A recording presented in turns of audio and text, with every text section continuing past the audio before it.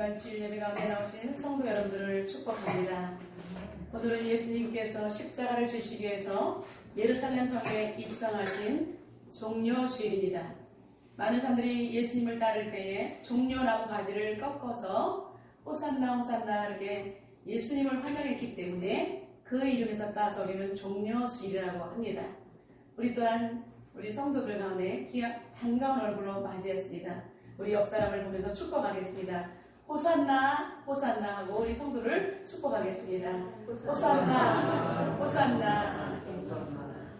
이 땅에 왕으로 입성하신 예수님을 더욱더 생각하는 그러한 진정한 그리스도인이 되시기를 주님의 이름으로 축복합니다. 오늘은 예루살렘으로 가는 길이라는 제목으로 은혜를 나누겠습니다. 예수님은 이제 공생애가 끝나갈 즈음에 제자들과 함께 계속해서 전도 여행을 하면서 예루살렘으로 가까이 나아가셨습니다. 여리고에 다다랐을 때에 예수님을 너무나 간절히 보고 싶어하는 사케오를 만나서 사케오의 집에 머물러 계시다가 이제 그걸 끝으로 하시고 이제는 예루살렘 성으로 더 가까이 가시게 되었습니다.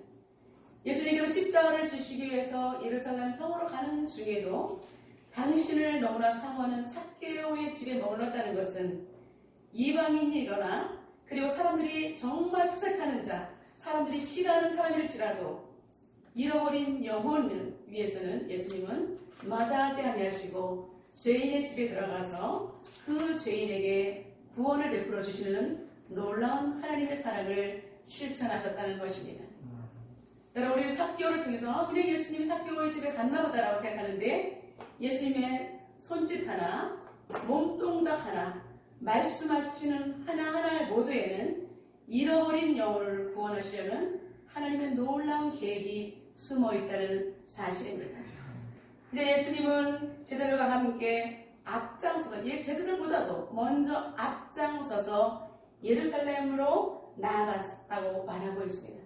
여러분, 예수님께서 앞장서서 가셨다는 이 말 뜻에도 귀한 뜻이 숨어 있습니다. 여러분, 죽으려고 하는 사람이 앞장서서 간다는 것은 죽음을 두려워하지 아니하고 오직 하나님께서 보내신 일을 사명을 감당하기 위해서 예수님께서는 적극적으로 나아가셨다는 사실입니다.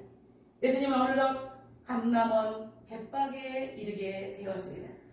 여러분, 벳바게가 어딜까요? 여러분들이 잘 알고 있는 감람산이라는 것입니다. 감람원이라는 큰 이렇게 동산이 있는데 여러분, 무화과의 집이라는 뜻을 가지고 있습니다.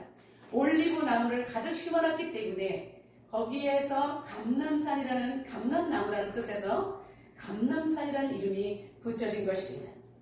예루살렘에서 여러분, 이제 유대인들은 예루살렘 주일날 되면 안식일에는 많이 이동할 수가 없습니다. 약 1km 정도밖에 못 움직이는데 그때 이제 안식일에 걸어갈 수 있는 거리에 속한 것이 바로 감람산입니다. 낙동학 한 900m밖에 되지 않기 때문에 이 산에 올라가면 예루살렘 시가지가 다 한눈에 보이기 때문에 많은 분들이 지금도 성지순례를 가면 이곳에 올라가기도 합니다.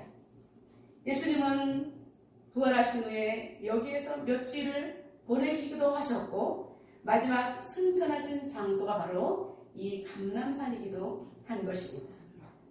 예수님은 이제 벳바게에 오셔서 제자들에게 이제 맞은편 마을로 가서 아무도 타보지 않은 나귀 새끼를 풀어서 끌고 오너라 라고 말하고 있습니다. 여러분, 아무도 타보지 않은 나귀 새끼를 그냥 가지고 오라고 명령하신 이유가 무엇일까요? 첫째로 왕의 입성을 알리는 신호탄인 것입니다. 그것을 예수께로 끌고 와서 자기들의 겉옷을 나귀 새끼 위에 걸쳐놓고 예수를 태우니 가실 때 그들이 자기의 겉옷을 길에 펴더라 라고 오늘 본문 35절과 36절은 말씀하고 있습니다. 우리는 언뜻 이 모습을 보면 이상하다, 이해가 되지 않습니다. 갑자기 예수님은 배려와 존중, 정말 겸손하신 분인데 어떻게 예루살렘에 오시더니 돌변해서 나귀 새끼를 그냥 끌고 오너라 라고 말씀하셨을까요?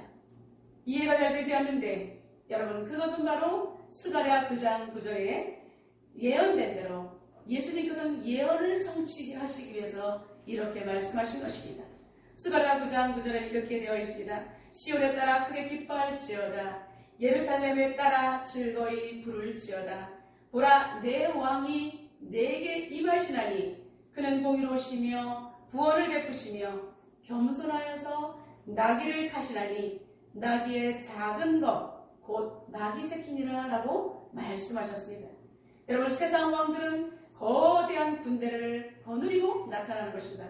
호위무사를 데리고 나타나는데 겸손하게 나귀의 새끼를 타신 예수 그리스도는 이 땅 가운데 평화의 복음을 전하기 위해서 평강의 왕으로 입성하시는 예언의 성취의 장면이 바로 나귀 새끼를 타시는 장면인 것입니다.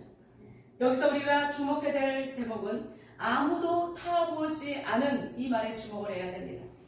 민수기 19장 2절에 보면 하나님께 드리는 제물은 아무도 사용하지 않은 순결한 것이어야 했기 때문에 예수님은 아무도 타보지 않은 나귀 새끼는 예수님이 쓰시기 위해서 거룩하게 보존되어 있다는 사실을 암시하고 있습니다.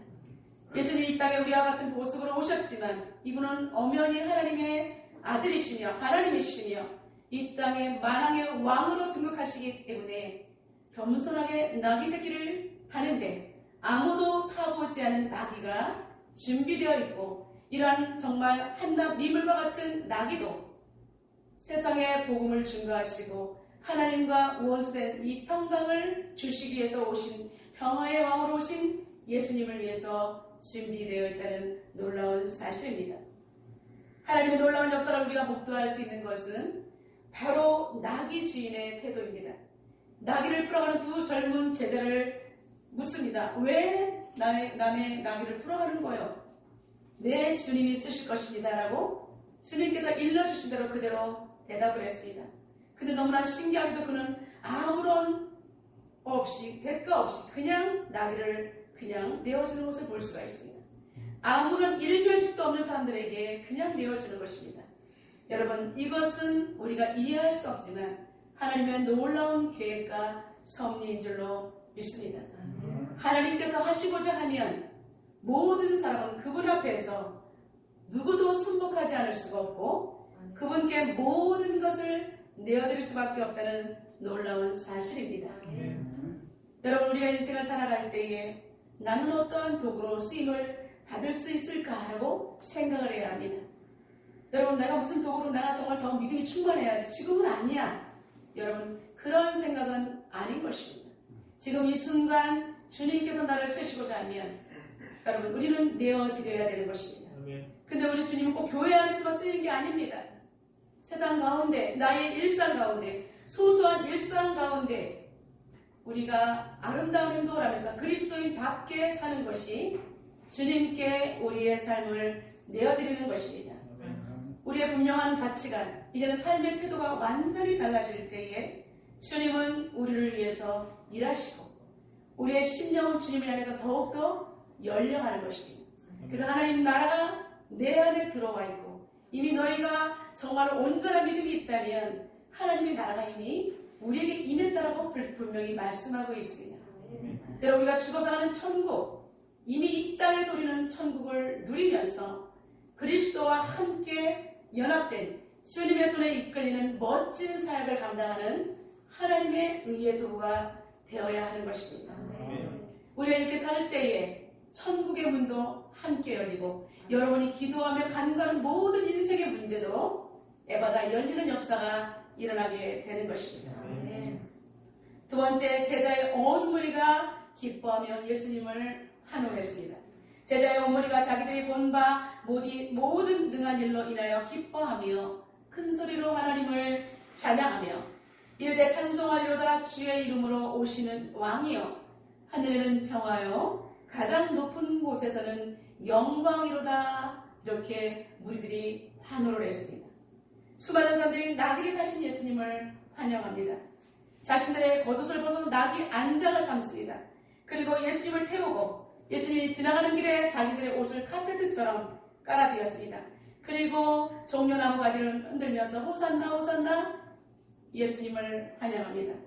이 같은 세레머니는 왕이나 기인들이 이제 지나갈 때 보이는 그 당시의 존경의 표시인 것입니다. 이렇게 이들이 화나는 것은 예수님이 얼마 전에 예루살렘 성에 오시기 전에 소경 바디메오의 눈을 뜨게 하셨고 베달리에서 죽은 나사로를 살리신 기적들을 이들은 보았고 듣고 소문을 통해서 그들은 알게 되었던 것입니다. 그래서 그들은 흥분해 있었습니다. 와, 그러했던 예수에 대한 소문을 들었는데 이분이 예루살렘에 등극했다는 것은 우리의 왕으로 오신 것이야. 그들은 흥분에 들떠서 진짜 세상 왕으로 예수님을 맞이했던 것입니다. 예수님은 여러분 무리들의 등극과 예수님의 예루살렘 입성은 너무나 확연하게 차이가 있습니다.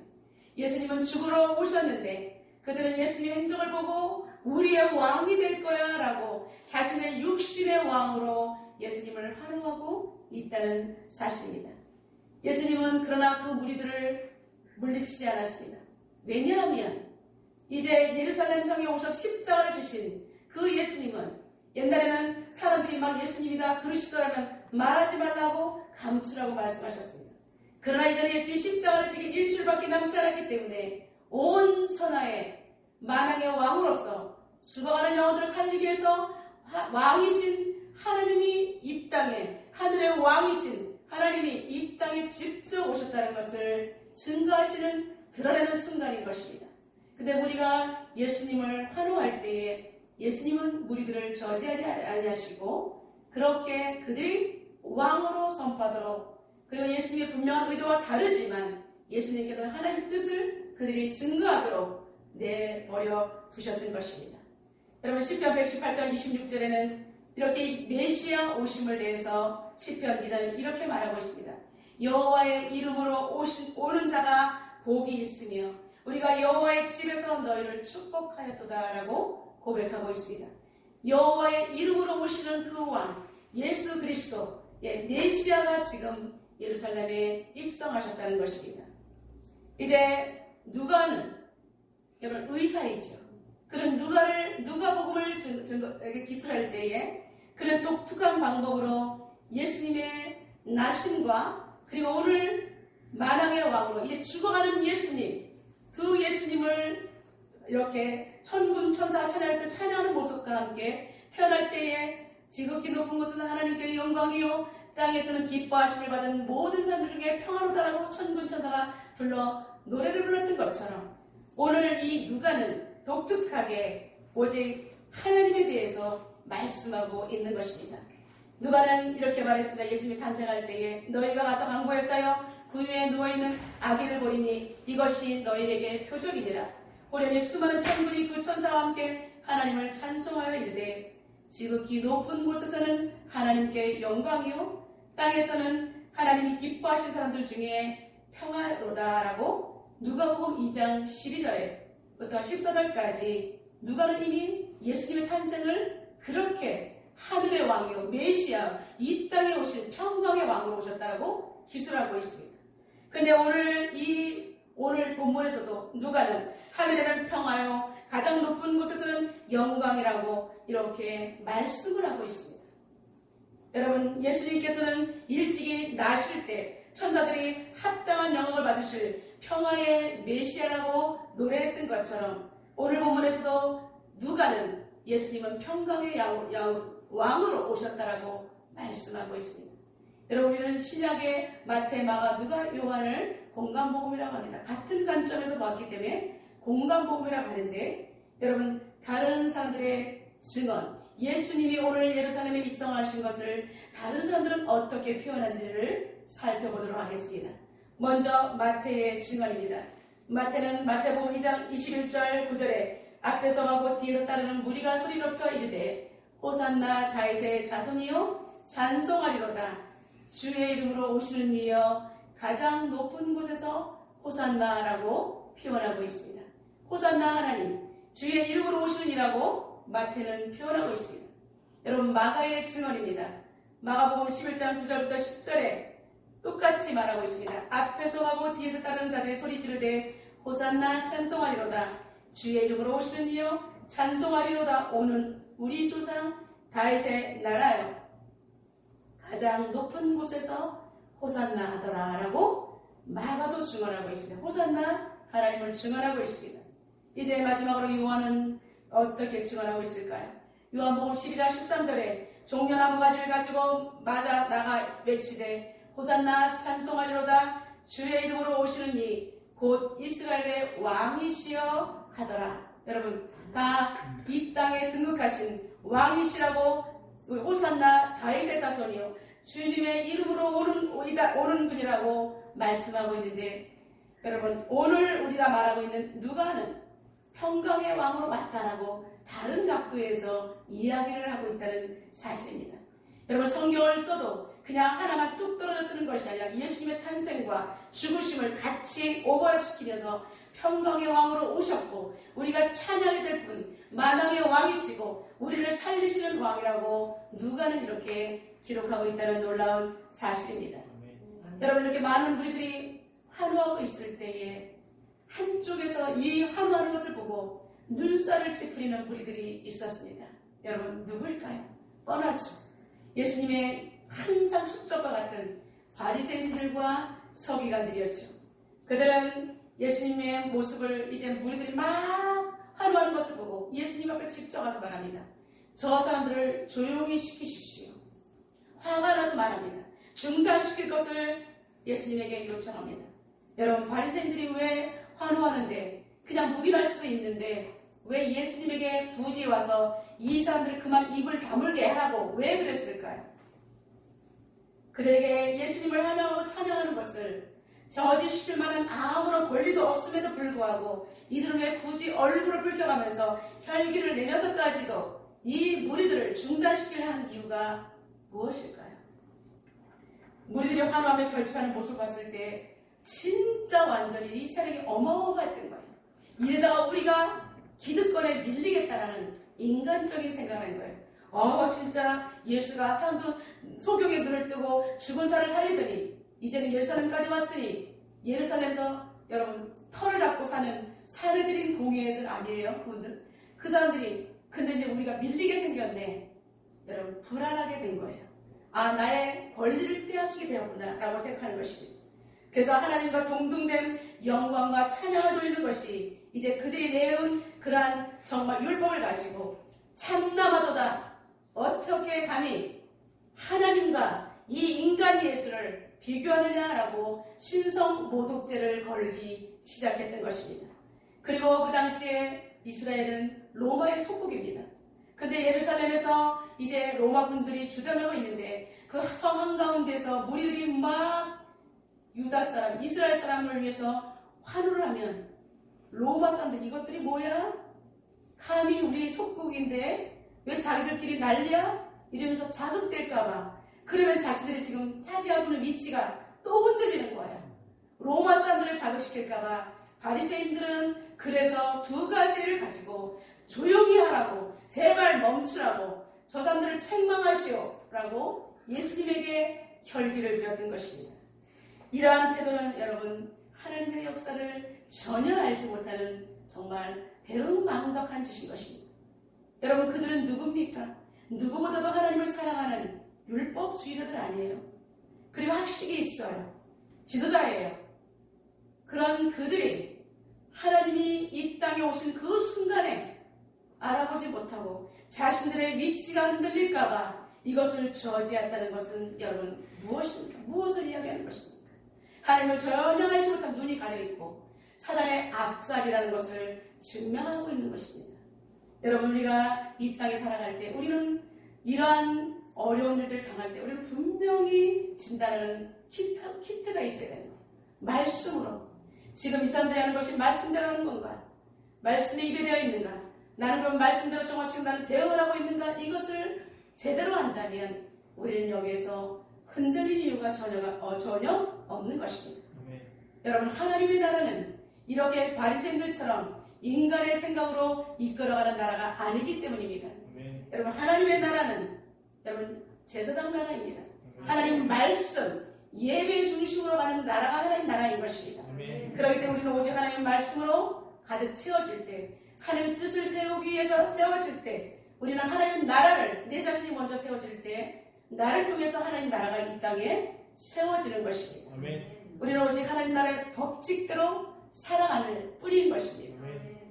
이제 더 이상 무리들이 화나지 못하고 저지하는 바리새인들은 이 요청에 예수님은 어떠한 태도를 보이셨을까요? 예수님께서는 당당하게 말씀하십니다. 이 산들이 만약에 잠잠하면 돌들이 소리 지를 것이다 라고 말하고 있습니다. 여러분, 이 표현은 예수님은 하박국 선지자의 예언을 예를 들 것입니다. 하박국 2장 11절에 담에서 돌이 부르짖고 집에서 들보가 응답하리라. 여러분, 그리스도인들이 침묵하면 안 되는 것입니다. 우리가 말할 때가 있고 정말 우리가 잠잠할 때가 있는 것처럼 우리는 복음에 대해서 정말 편협해서는 안 되고요. 복음에 대해서는 당당해야 되는 것입니다. 예수님은 겸손하시고 온유하시고 다 져주시는 분이지만 결정적인 복음의 진리 앞에서는 정말 서리빨처럼 당당하게 꾸짖으시고 독사의 자식들이라고 여러분 바리새인들을 꾸짖었던 그 예수님을 생각하면서 그리스도인 우리들은 바보같이 사는 것이 아니라 당당하게 말씀대로 살아내야 하는 것입니다. 그럴 때 하박국 선지자는 이렇게 밤에서 돌이 부르짖고 집에서 들보가 응답할 것이다 라고 말하면서 물이 바다를 덮음같이 여호와의 영광을 인정하는 것이 온 세상에 가득할 것이라고 예언하고 있습니다. 여러분, 우리가 지금 어려움을 당하고 있습니까? 여러분, 걱정하지 마시기 바랍니다. 여호와의 영광이 물이 바다를 덮음같이 온 세계에 편만한 날이 반드시 오게 될 것입니다. 여러분, 하박국은 너무나 힘든 가운데서도 하나님의 나라를 그리고 하나님 나라가 도래할 소망을 많은 사람들에게 노래하고 오늘 살아가는 우리들에게도 그렇게 귀하게 알려주고 있는 줄로 믿습니다. 예수님에게 반겨드리는 바리새인과 서기관들, 당시의 지도자들에게 돌들이 소리친다는 표현은 비록 속담처럼 보이지만 비유적인 표현이지만 하박국 선지자가 명쾌하게 예언한 것은 예수님께서는 반드시 하나님 나라가 이루어진다는 것을 합당한 것에 명쾌한 예수님의 온전한 선언이신 줄로 믿습니다. 이제 예수님께서는 그들이 메시아의 사역을 오해하는 것에 대해서 때로는 경계하셨지만 이제는 메시아 되심을 드러내놓고 증거하신 것을 볼 수가 있습니다. 여러분, 때를 따라서 감출 때와 드러낼 때를 적절하게 사용하시는 것은 하나님의 거룩한 플랜인 줄로 믿습니다. 세 번째, 이제 예수님은 예루살렘을 성에 도착하셨고 예루살렘 성을 바라보시면서 예수님께서는 눈물을 흘리셨습니다. 우리 41절과 42절 다 같이 한번 읽어보겠습니다. 가까이 오사 성을 보시고 오시며 이르시되 너도 오늘 평화에 관한 일을 알았더라면 좋을 뻔하였거니와 지금 내 눈에 숨겨졌도다 라고 말씀하고 있습니다. 여러분, 축제 분위기를 연상하는 군중들과 다르게 예수님은 예루살렘 성에 오시더니 갑자기 통곡하고 계신 것입니다. 여기서 예수님의 울음은 헬라로 에클라우젠이라고 합니다. 이것은 그냥 눈물날 조용히 흘리는 것이 아니라 소리내어 감정이 격하여 정말 짐승의 울음과 같이 정말 토하는 것 같은 소리가 나는 것이 바로 여기에서 울음이라는 것입니다. 예수님께서는 그동안 참았던 울음을 예루살렘 성 앞에서 우셨던 것입니다. 그래 예수님은 정말 감정을 동반한 통곡, 비탄, 슬픔, 애통이었던 것입니다. 왜 예수님께서 이렇게 성을 보고 오셨을까요? 예루살렘 성은 너무나 웅장했습니다. 근데 이 성이 이제는 곧 무너질 것에 대해서 여러분, 성이 무너지면 예루살렘 성전이 어떻게 돼요? 예배가 무너지는 것입니다. 하나님께 더 이상 예배가 멈춰진다는 사실 때문에 예수님은 울었던 것입니다. 제사장 나라가 어찌하다가 예배가 폐해지는 이런 아픔을 겪게 될 것인가. 수많은 선지자들을 보냈습니다. 그들은 보냈는데 다 누격하고 돌로 쳐 죽였습니다. 이제 마지막에 아들이 오셨기 때문에 나도 아들이었고 나도 하나님이지만 내가 복음을 전했지만 이들은 듣지 아니하고 이제 나까지 죽이려고 하는 이런 절체절명의 순간에 왔기 때문에 예수님은 그런 걸 생각하면서 무리들의 완악함을 보면서 그리고 예배가 폐해지는 모습을 보면서 예수님은 울지 않을 수가 없었던 것입니다. 마태복음 2장 17절과 18절을 통해서 에레미야 선지자의 말을 인용하고 있습니다. 라마에서 슬퍼하며 크게 통곡하는 소리가 들리니 라헬이 자식을 위하여 애곡하는 것이라 그가 자식이 없으므로 위로받기를 거절하였도다 라고 증언하고 있습니다. 여러분, 무슨 뜻입니까? 고대 근동에서는 아기를 낳지 못하면 고통과 슬픔의 대명사가 됩니다. 근데 라헬이 처음에 아이를 낳지 못했죠. 그런데 그 사람들이 막 위로를 해도 아무런 위로를 해도 그 라헬의 귀는 듣지 않습니다. 내가 자식이 없는데 무슨 위로하지 말라는 거예요. 그런데 마지막 때는 오히려 라헬이 기쁜 거예요. 자식이 없기 때문에. 여러분 자식이 없는데 왜 기뻐요? 이 멸망을 당할 자식이 없기 때문에 오히려 나만 여러분 그래 마지막 때는 환난의 때는 자식이 없는 자가 복이 있도다. 그죠? 그리고 여러분 잉태되지 못한 태가 복되도다 예수님께서 분명히 말씀하신 건 뭐예요? 그만큼 환난을 당할 때 나의 자녀들이 당할 그 환난이 어마무시하기 때문에 부모들은 가슴이 아픈 것입니다. 근데 라헬이 자식이 없으므로 이제는 나 위로받을 일이 없어. 나는 너무 행복해. 이렇게 대반전이 일어난다는 것입니다. 여러분 예수님께서는 이렇게 예루살렘이 성이 무너지는 것이 고통이기 때문에 우셨던 것입니다. 예루살렘 성은 원래 평화의 성이었습니다. 그런데 하나님을 떠난 그들 평화의 성을 떠나서 하나님과의 평화가 깨어졌기 때문에 예수님께서는 죽음으로 인간과 하나님 사이의 평화를 다시 회복하시기 위해서 자신이 산제물로 이 땅에 오셨다는 것입니다. 그러면서 이제 그들의 눈이 가려지고 귀가 어두웠기 때문에 이 평화를 알지 못한다라고 예수님께서는 오늘 예루살렘 성 앞에서 단식하고 있는 것입니다. 여러분 우리가 아무리 복음을 전해도 사람들이 듣지 않는 때와 똑같습니다. 지금은 피리를 불어도 사람들이 춤을 추지 않아요. 예수를 믿어야 합니다. 너나 믿어.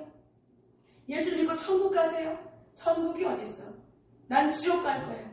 제가 밖에서 전도를 하면 사람들이 노골적으로 그렇게 얘기합니다. 저를 비아냥거리는 거죠.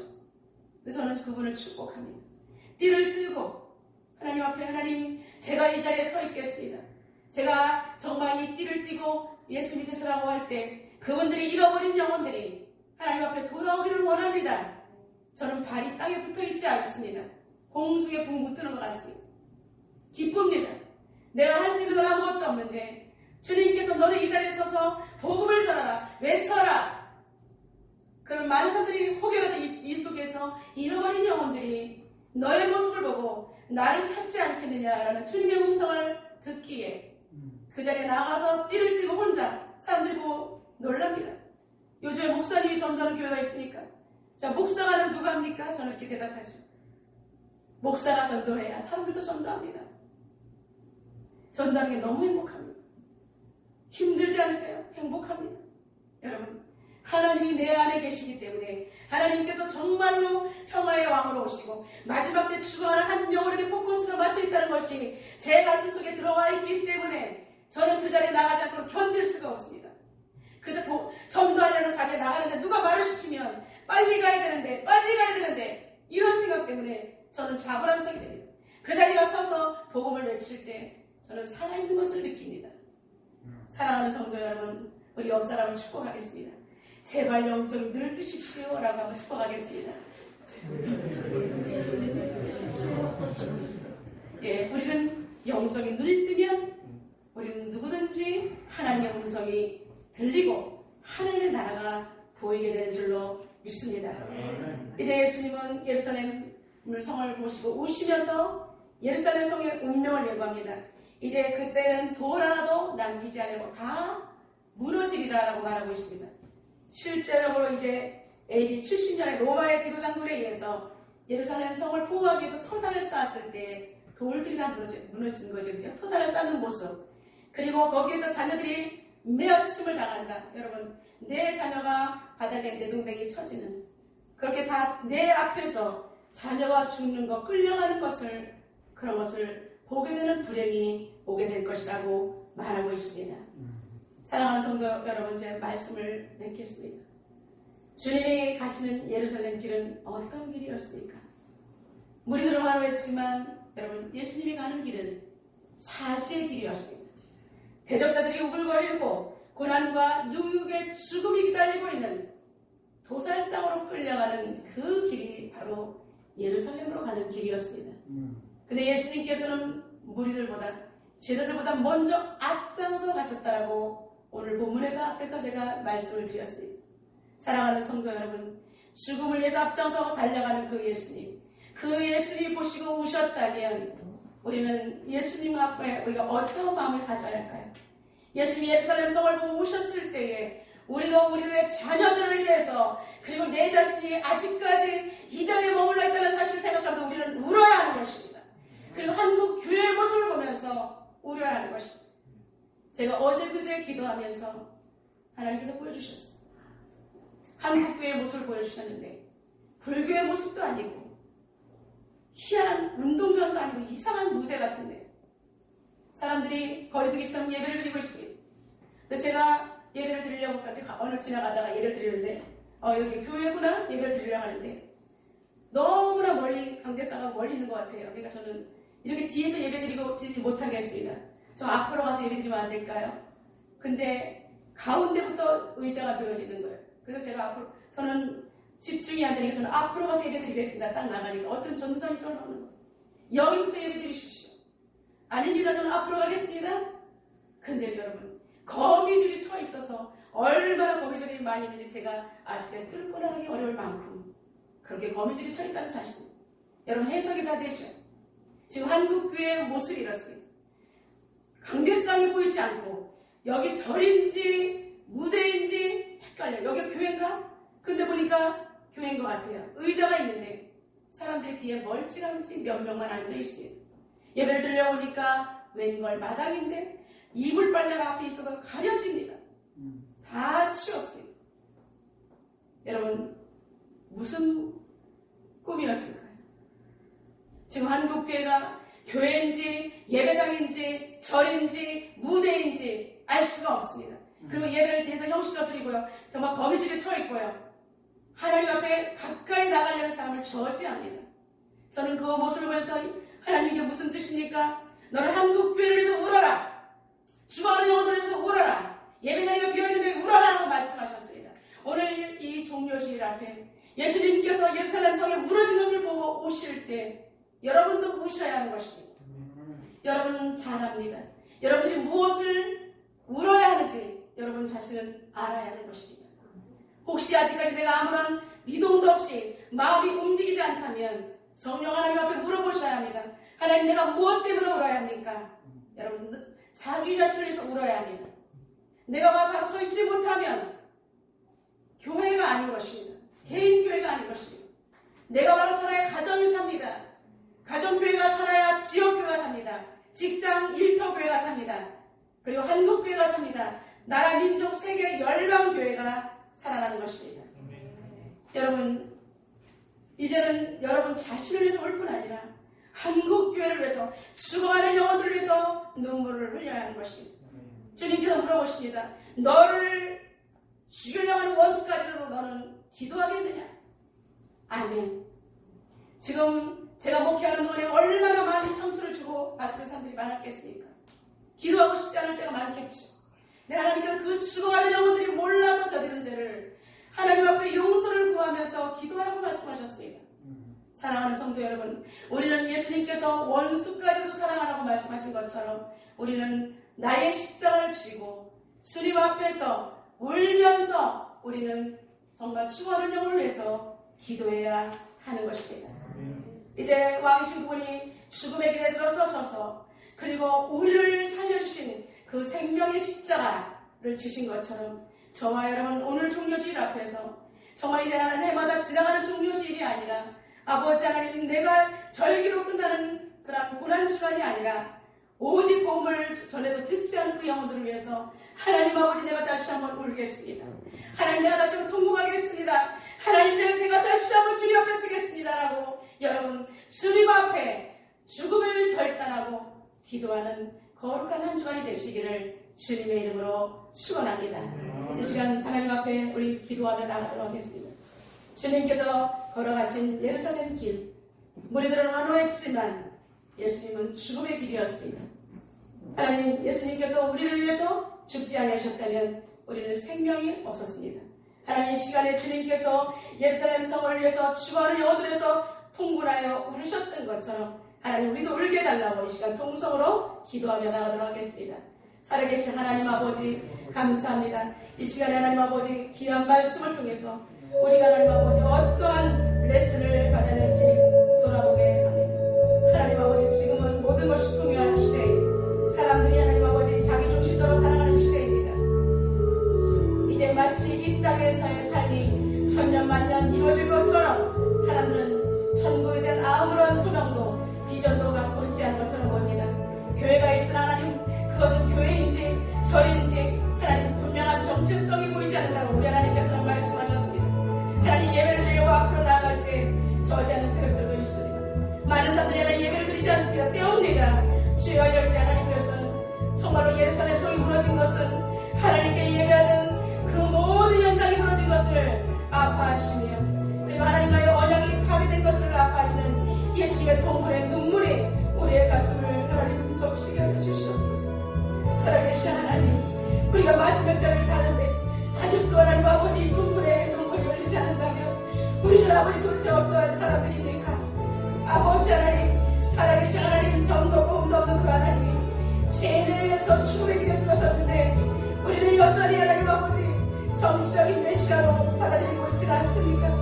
하나님 아버지 많은 사람들이 적당하게 신앙생활한다고 해서 나도 그렇게 생활하고 있지는 않습니까? 하나님 아버지 마지막 때 믿음을 지켜내기가 쉽지 않습니다.